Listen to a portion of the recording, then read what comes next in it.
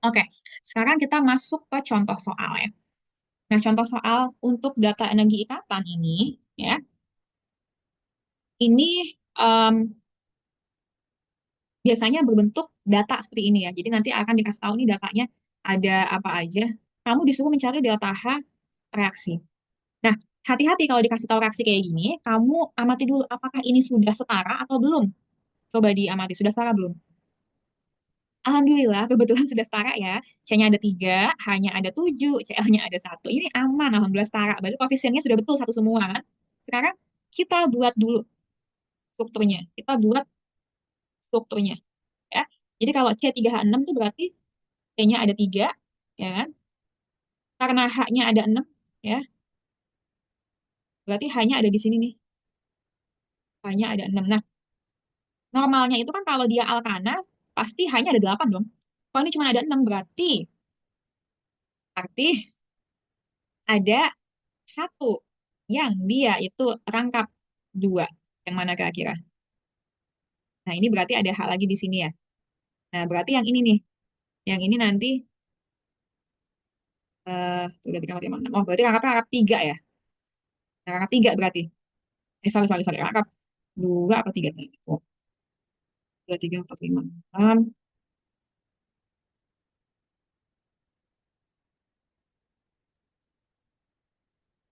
Oh, yang di sini yang dihapus ya. Oke, jadi kita buat di sini rangkap 2. Nah, yang di situ kita hapus. Nah, jadinya sudah deh jadi C3H6 ya. Oke. Nah, ini udah jadi nih C3H6.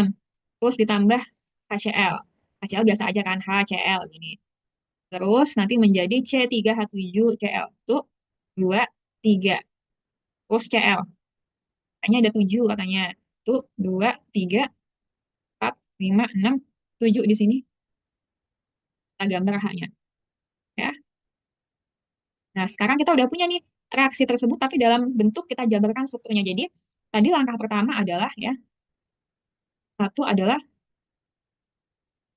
jabarkan strukturnya. Langkah kedua tentu langsung aja dihitung.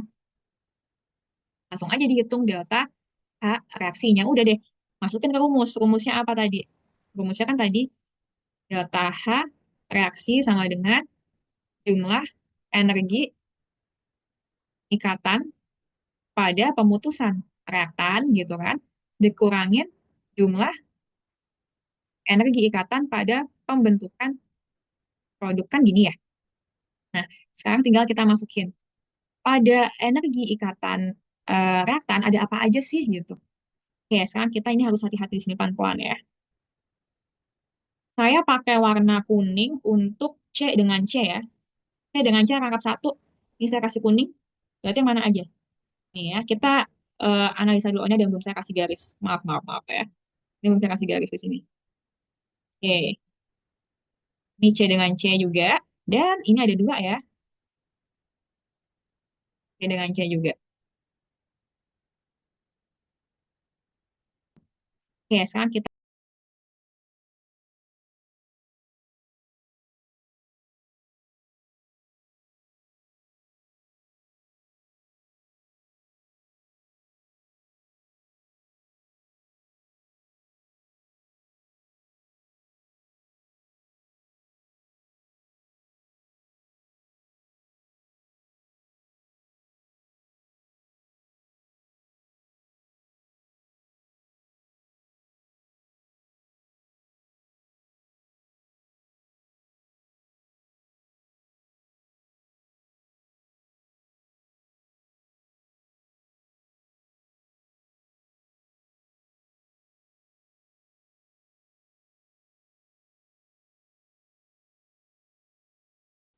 sekarang kita udah bisa notice nih sekarang nih.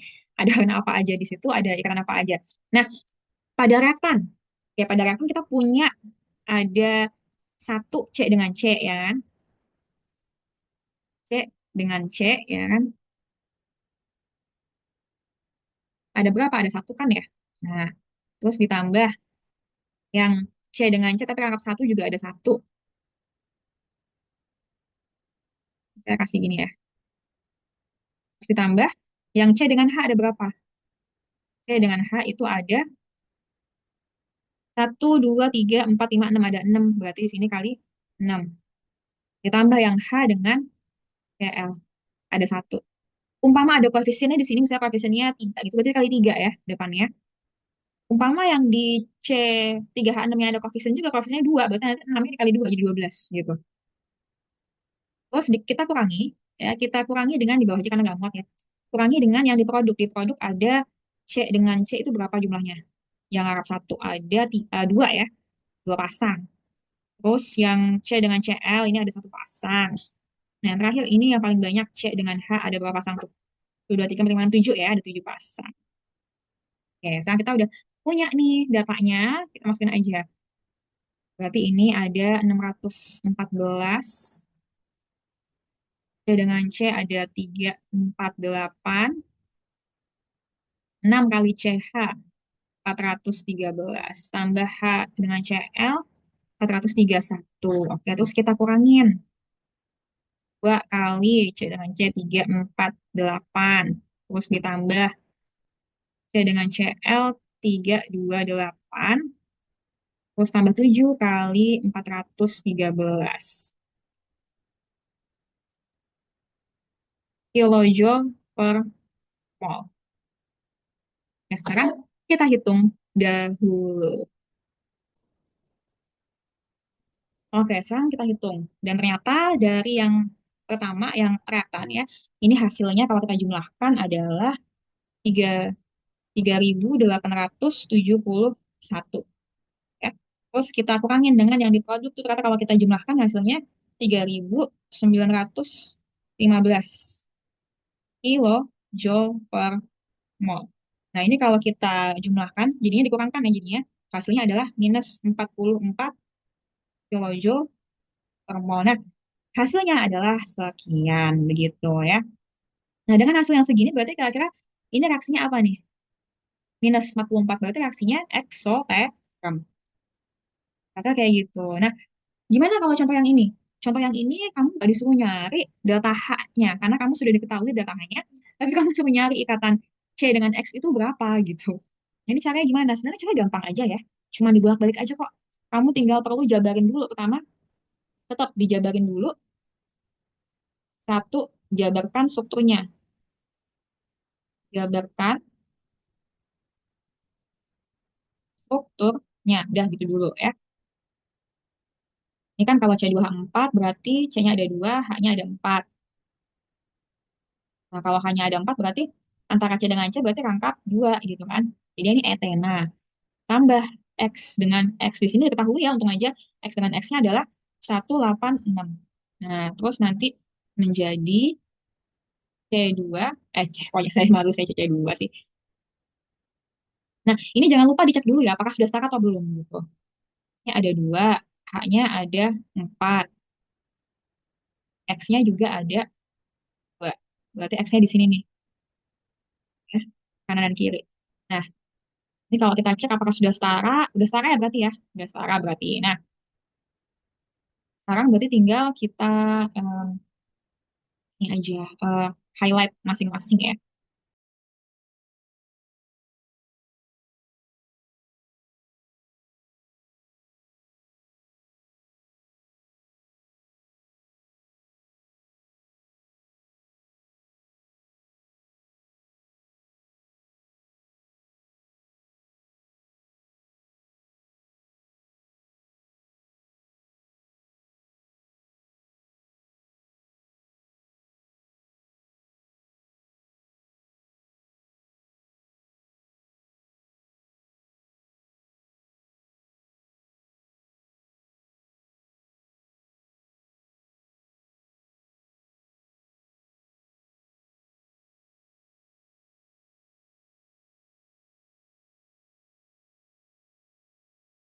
Nah, kalau kita masukin ke perhitungan itu ya kita berarti masukkan delta H-nya ya.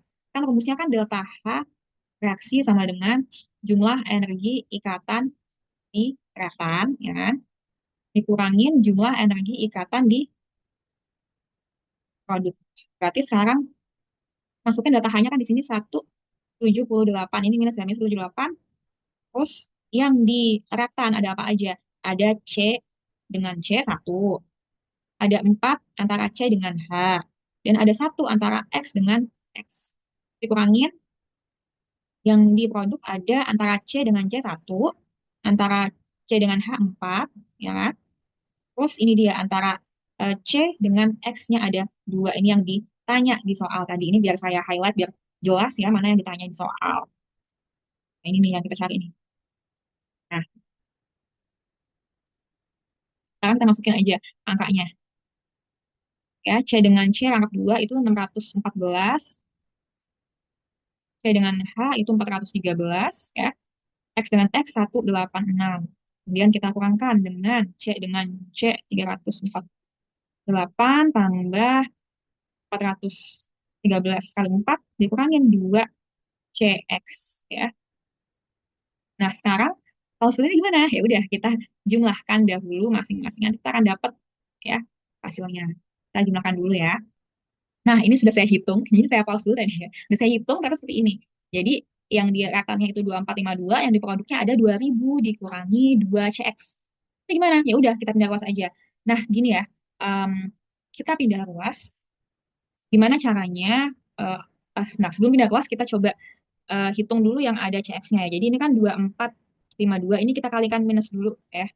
Kita kalikan minus dulu. Jadi supaya nanti udah langsung gitu loh. Ini kita kalikan minus. Minus kita kalikan ke sini dan juga ke sini. Ini karena minus dengan minus ya. Kita jadinya positif gitu. Jadinya kita enak nih hitungnya. Min 2000 ditambah 2 CX. Nah, kalau udah kayak gini tinggal pindah ruas baru nih. Kita jumlahin dulu kali ya. Yang ini berarti jadinya 4.452. Sorry, kok 4.000? Jadinya ini kurangin ya, bukan tambah ya, sorry. Kurangin, jadinya tinggal 452-nya aja, ya. Terus ditambah 2 CX. Nah, kalau kayak gini enaknya yang dipindah siapa nih? Nah, karena yang ditanya itu adalah CX-nya, usahakan yang ada CX-nya ini tetap positif. Supaya tetap positif, dia harus stay, ya. Dia harus stay di situ, jangan dipindahin ke sebelah kirinya, ya. Jadi nanti yang kita pindahin yang satunya tuh. Yang ini kita pindahkan baru.